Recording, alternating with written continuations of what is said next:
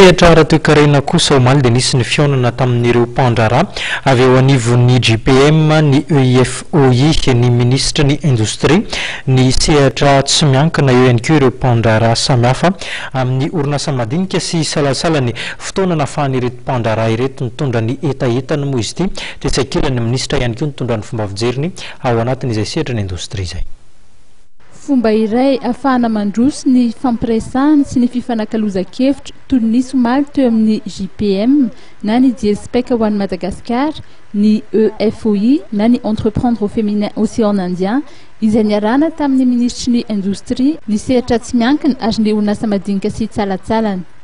Samy naneho ankahalalahana ny heviny sy ny etaetany moa ireo mpandrara izay tonga maro nanatrika ity fionana ity. Nisy tokony jerena akaiky fidiran'ireny entana reto eto Madagasikara zany indrindra ao amin'ny ladoany dia eo ihany koa zany ohatra koa zany ohatra hoe teny fotsiny ny kazy savony tropikala zany efa manana industriatsika manao an'ny resaka savony kanefa dia zava-misy amin'izao fotoana izao dia tobaka tsisy ny savony a. Tsy adapté le système fiscal ary mahatonga mandorovola ny orinasa makany amin'ny fanjakana mba ho zarainy fanjakana izy rehefa avy eo nefa le fizarana tsy lafatra dia tonga le problématique. Anisan'ny tondran'ny ministra ny heviny ny resaka famerenana na ny remboursement ny TVA sy ny ayahin'ireo mpandrara amin'izao fotoana izao. Raha fahaizana ny ahana zareo ny eo au niveau fiscalité zay tena hoe raha miezaky ny fanjakana mba manome incitation fiscale, la facilité un petit peu au niveau fiscal dia vononareo mpandrara asikareo programme